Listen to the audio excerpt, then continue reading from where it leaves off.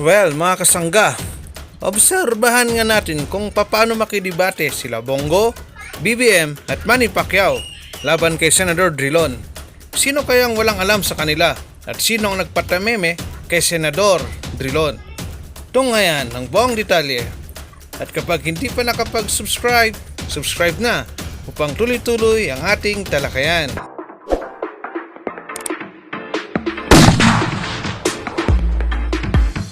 Million. So apart from the substantial amount of 12 billion that we will sink in for these facilities, we expect to spend at least 150 million for maintenance. Correct, Mr. President. And if there is no if we do not, how do we intend to fund the 150 million per year? According to the president of the BCD, they're planning to privatize the operations and maintenance of the New Clark City, Mr. When President. we say privatize, what do we exactly mean? They are planning to bid it out with the private developers You to know, operate and maintain and generate revenue. yes, for the government. Nice to hear that, but exactly who would want to rent an athletic stadium?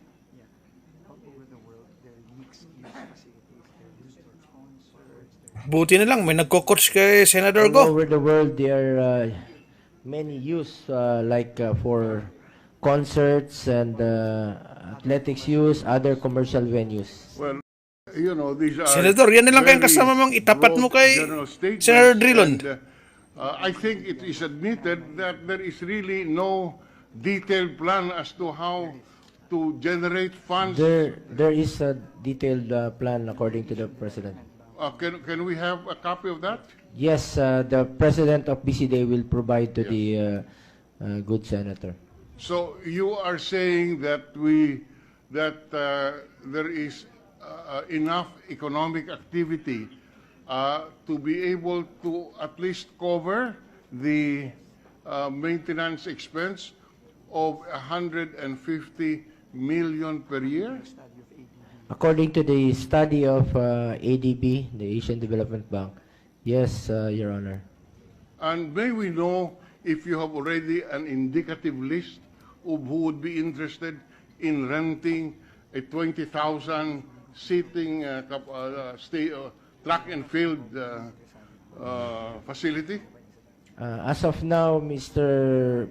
President, there are interested developers who are willing to continue to operate and maintain, but he cannot divulge. These are not? He cannot divulge it right now, according to the president of BCD. Well, because, I mean, I think with all due respect, Round 1, Bongo, Tameme. Bigay mo na sa ano. I only bring it up, Mr. President, because the number for sharing of 60-40 was also mentioned. So as I understand it, from my readings, the historical sharing is not in fact 60-40. It is more in the high 50s and the low 40s. High 50s for tobacco and low 40s. So I just wanted to clarify that we're not following 60-40. We're following. no, we're following historical- we're following 60-40, and on the 40% for liquor, we follow the historical sharing. So the historical sharing is only why again Because we believe that this is a health measure. And by the way, we're talking about historically the sharing per the technical staff is something like 57.5% as against 42.5%. So we just rounded it off to 60-40. Well, you know, 1 percentage point, Mr. President, is we are talking in hundreds of billions. Never mind in terms of pesos, but we are also talking in terms of jobs lost, because as already as we have tried to point out many times, that even by the figures, the disputed figures of the Department of Finance that were given us, the reduction is still 43% in terms of production. Mr. President, I was just trying to reflect the consensus in the caucus. And that is what I present. The gentleman from Ilocos Norte may be correct in his statement that historically it's less than 50, it could be less than 60. It could be in the high 60s. That may be correct, we do not dispute that. What we're just saying is that the consensus in the caucus is 60-40. That the 40% for the liquor will be shared in accordance with the historical share. With all due respect to the good sponsor, I did not hear any discussion. Well, the Senate President can affirm on the historical. As far as I understood it, that we were going to follow the historical sharing between tobacco and alcohol. And as I said, the actual historical, again, I go back to my empirical data, will show us that it is not 60-40, but it is more, it's closer to the number that the good sponsors mentioned, 57 to maybe 43, or it has changed over the years, but it is never reached 60. Well, that's why we are not disputing that it reached 60. We're just saying that that is the consensus in the caucus, and that the historical sharing will be applied on the liquor, the 40% on the liquor. That's all that we're saying. That's what we arrived at the caucus. So, Mr. President. Well, thank you, Mr. President. I cannot say that I'm satisfied with that answer because, as I said, I did not hear any discussion on the sharing. But nevertheless, that debate will be for another time. Thank you very much, Mr. President. Thank you. Round 2, Bong panalo. Bongbong Marcos panalo. Tameme si Drilon. Why is boxing called an industry, Mr. President, in this bill? Patay na, hindi na nakasagot. Industry under this bill. Can you repeat the question, Mr. President? Why is boxing called an industry under this bill? It's a livelihood, Mr. President, for so many people. It is a livelihood. All right. But it is also a sport. Yes, Mr. President. The preference of the sponsor is to call it an industry. Just for the record. Wala na. Yan bang magiging presidente? That is Kapoy. the preference of the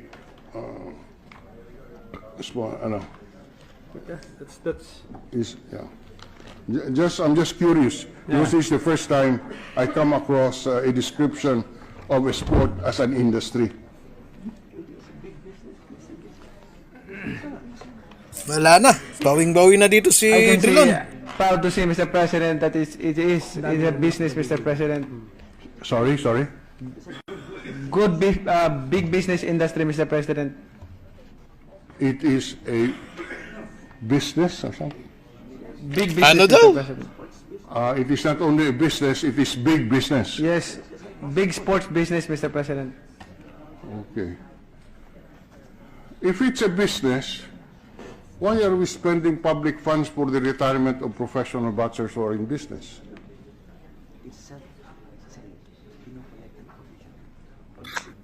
Wala ito.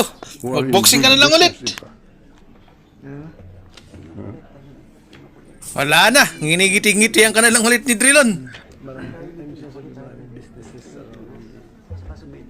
Mr. President, kinukulikta ng commission yung nanggab yung licensing fee, medical fee, everything, Mr. President, at yun ay iniipon nila, Mr. President. no, I'm sorry, but the answer is a little bit off tangent from our question, Mr. President. Maybe, Mr. President, to allow the sponsor more time to review and prepare for the interpellation, we can suspend this in the meantime and take it up again. No, Mr. President, I can answer Okay. his question. Sige. Okay. Walang masamang mangarap maging presidente ng bayan. Ngunit, maging tapat ka sa sarili mo. Kaya mo ba talaga? Anong mayambag mo? Dahil kapag hindi mo kaya, malulugmok lalo sa kahirapan ang ating mga kababayan. Well, dito na nga lang tayo ulit kay Attorney Gadon. Attorney, ano ba yung mga pinagsasabi mo? Totoo ba yan? Talaga namang nanalo. Panalong-panalo si Bongbong Marcos noong 2016. Kaya lang, pinalo ang putang inang hindot na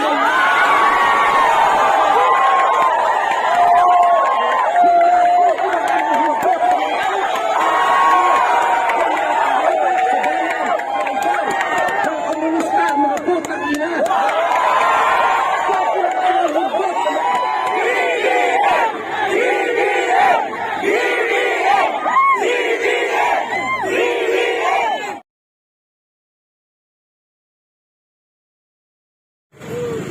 Magandang araw po mga kabayan. So ano tayo sa Lingayen, ano? Kakatapos na ng karavan. So andito si Attorney Larry Gadon. Tatapakinggan ang kanyang panayam mga kabayan. So let's go!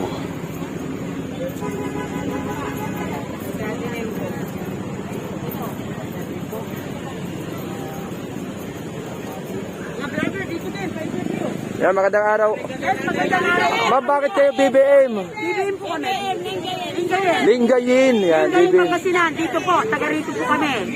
Ando na si Attorney Larry Gadon. Saglit lang. Ingat po kayo. Andito si Attorney Larry Gadon.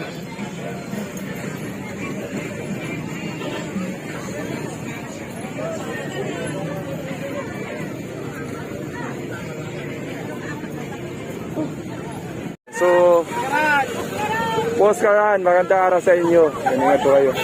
So, tayo. So, ang dami kasi mga kabinet, kaya naglakad na tayo.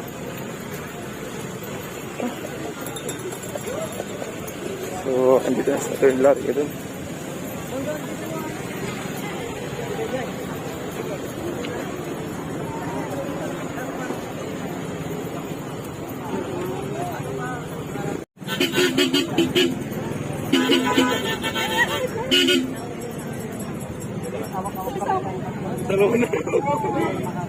Yeah, so andito sa Attorney Larry Gadon again mga kabayan. So pababa na siya ulit.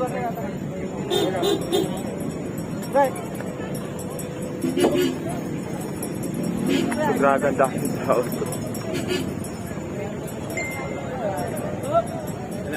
Punong-puno mga kabayan yung Organita City Hall tsaka yung Hits. Grabe.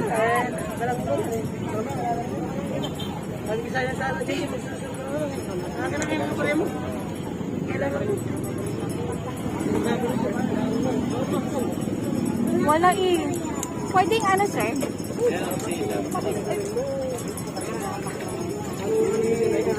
At dito na lang sa Boholo. Rachel Marie Lamoste, maraming salamat. No? At Solid Libim at Sara, Rudville Adriatico.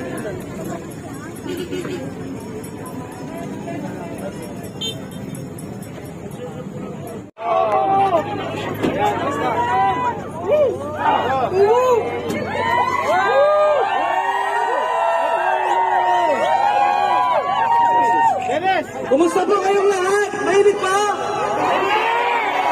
BBM! Larry Gadon! Bobo! Hindi Bobo! Mga taga-Pangasinan! Senator Larry Gadon! magandang araw sa ating mga kababayan dito sa Pangasinan. Maraming salamat sa inyong pagdalo ngayon dito sa ating napakahalaga na araw upang maipakita natin ang tibay, ang lakas ng mga Marcos loyalist. Mabuhay si BBM. Ngayon, meron akong ipapakiusap sa ating lahat na dapat ay meron tayong unity. Dapat ay buo ang team natin. Kaya ang suporta natin kay BBM ay suporta rin kay Mayor Inday Sara. Bongbong Sara! Bongbong Sara! Bongbong Sara! Bongbong Sara! At huwag kakalimutan, sino iboboto? Sino? Senador! Atty. Manny Pacquio!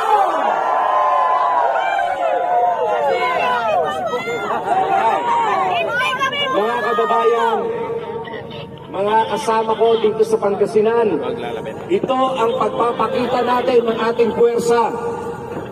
Nagpakita tayo ng puwersa upang bigyan ng babala ang sino man gusto mandaya. Hindi na natin pwedeng payagan na dayain pa. Hindi na talaga! Marcos! Hindi na talaga! Hindi tayo papayag na siya ay hindi mananalo. Hindi talaga!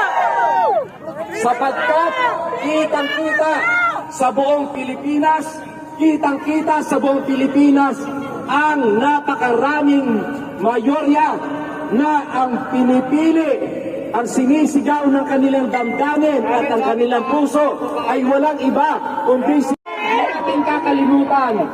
Alam niyo ba? Sara! Bongbong Sara! Bongbong Sara! Bongbong Sara!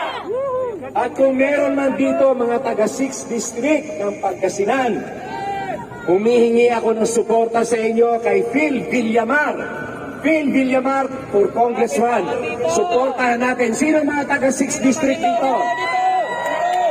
Maraming salamat sa inyo. Huwag niyong kakalimutan ang suporta kay Villamar para Congressman. Villamar para Congressman. Maliwanag ba? Okay, maraming salamat.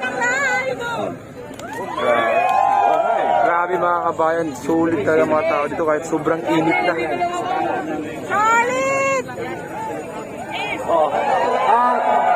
Gusto ko ipaliwanag din sa inyo na ang ating mga national ID ay manggagaling sa headquarters sa BBM 2022. Team BBM. Okay? At huwag niyong kakalimutan, ang original na partido ng Marcos, ang KBL. KBL! KBL! KBL! At ngayon ay ipapaliwanag sa inyo ng ating national BBM team leader at chairman. Ang ating magpapaliwanag, walang iba kundi si Herbert Martinez. Maganda kayong lahat! Ako po ang national chairman ng BBM 2022. Ay, gusto nyo ba lahat kayo magkaroon ng ID galing sa national headquarters? Okay, yung mga grupo, mga leaders ng grupo ko.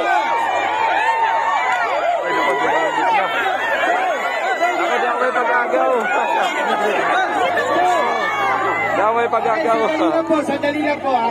Okay, gusto ko lang po ipaalam sa Bongbong Sara! Bongbong Sara! Bongbong Sara! Bongbong Sara! Bongbong Sara! Bongbong Sara! Bongbong Sara! Bongbong Sara! Bongbong Sara! Bongbong Sara! Bongbong Sara! Bongbong Sara! Bongbong Sara! Maraming salamat! Dito, hindi na maulog ang garayan dito!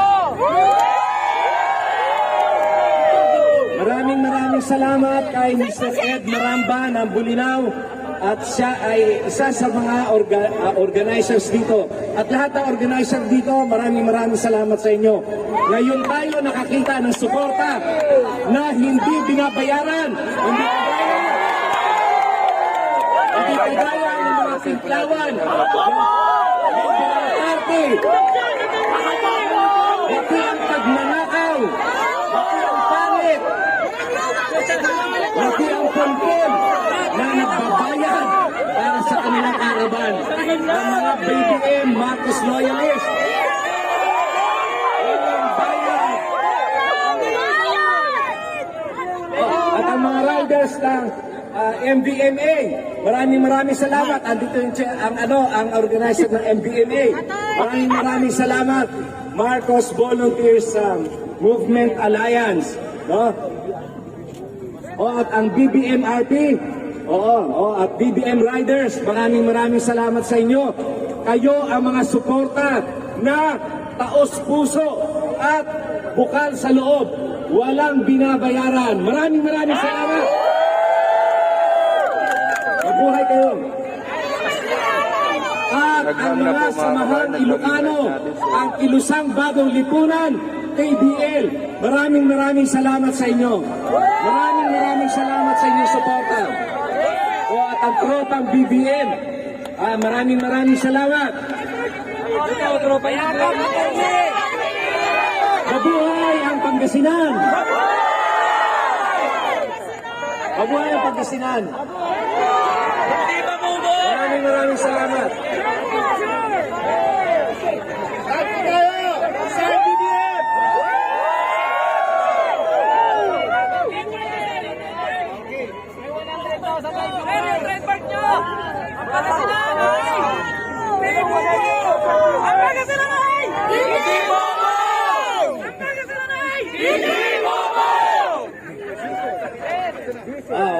Napakarami ng nanood as of now ay 100,000 mahigit ang nanonood sa akin. Mahigit 100,000. Naka-live tayo ngayon sa FB. More than 100,000 na. Ganito ka lang kaagad, ganito kabilis. Kaya makikita natin talaga dito ang puwersa ng Marcos loyalist. Kaya hindi na pwede na dayain si Bongbong Marcos. Magkakaroon ng people power na mahigit isang daang doble kaysa doon sa peke na revolution noong EDSA 1986. At pagka dinala si Bongbong Marcos, lahat tayo ay susugod sa Malacanang. Lahat tayo ay susugod sa lahat tayo ay susugod sa EDSA. Lahat tayo ay magre-revolusyon ng people power para makita nila kung gaano tayo kalakas. Hindi pwedeng dayain si Bongbong Marcos. Talaga namang nanalo si Bongbong Marcos. Hello. Talaga namang nanalo. Panalong-panalo si Bongbong Marcos noong 2016. Kaya lang, pinaya ang putang inang hindot na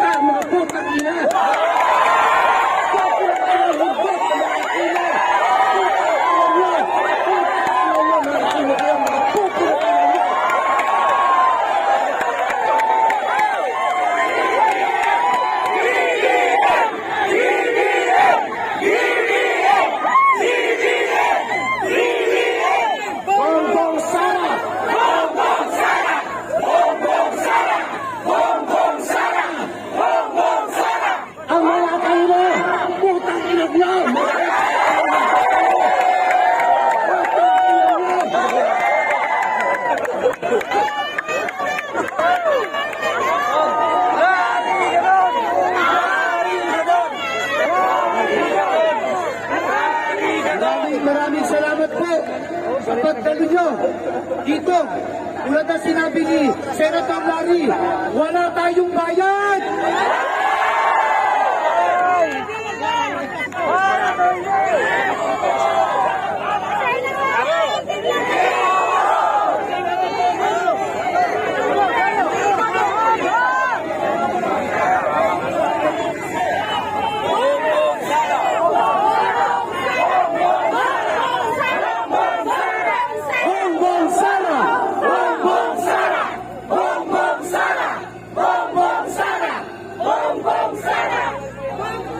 Maraming salamat po.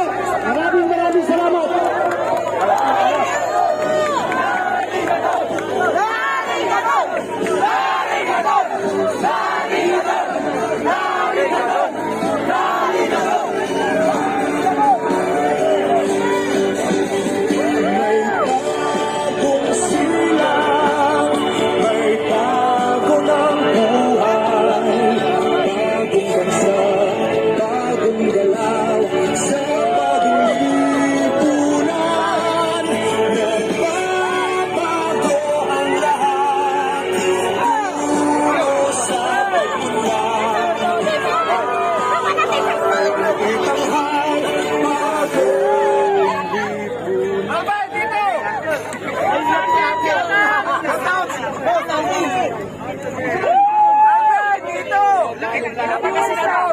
Ilang viewers na? 100,000 tayo kanina!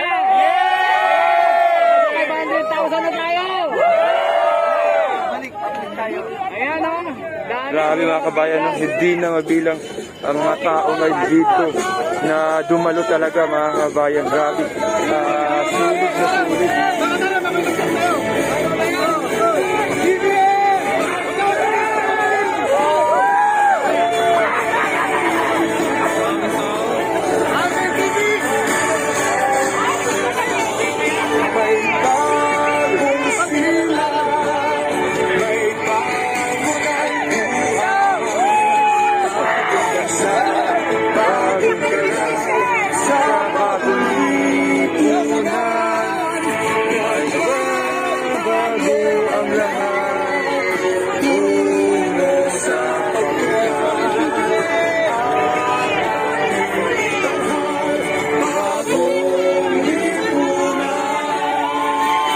Palipad siya ng drone? Baka ma-jammer eh. Wala dito. Hi madam, magandang shoutout po. Bongbong. Yan. So grabe mga kabayan talaga. Grabe sulit nila. Grabe, ilang libo na yung nandito.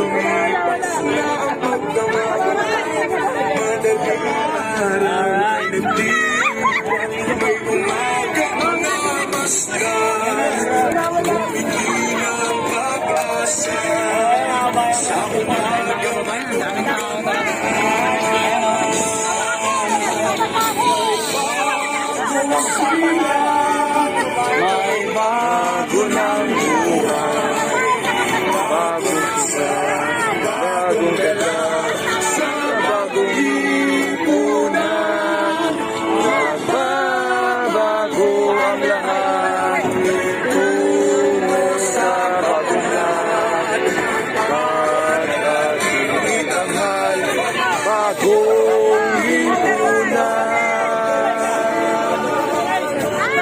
Bago ng buhay, bagong isa, bagong galaw, sa bagong lipunan, magbabago ang lahat, tungo sa bagong lahat, pag-ating itanghal, bagong lipunan.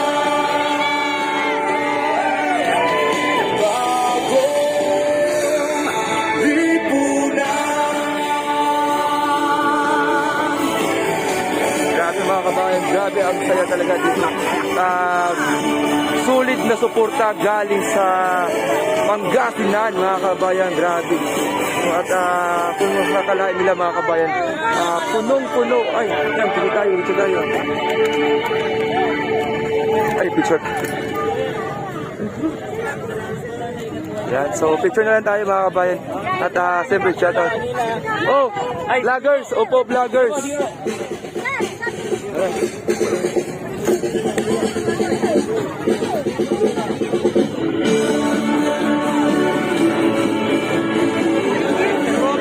Tropang BBM, 60 string Pangasinan. Yan.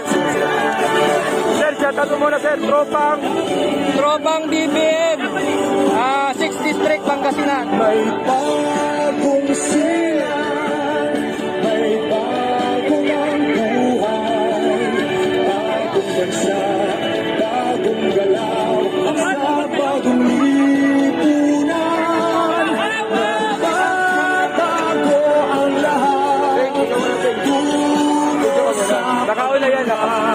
muna yan, na-video ka muna.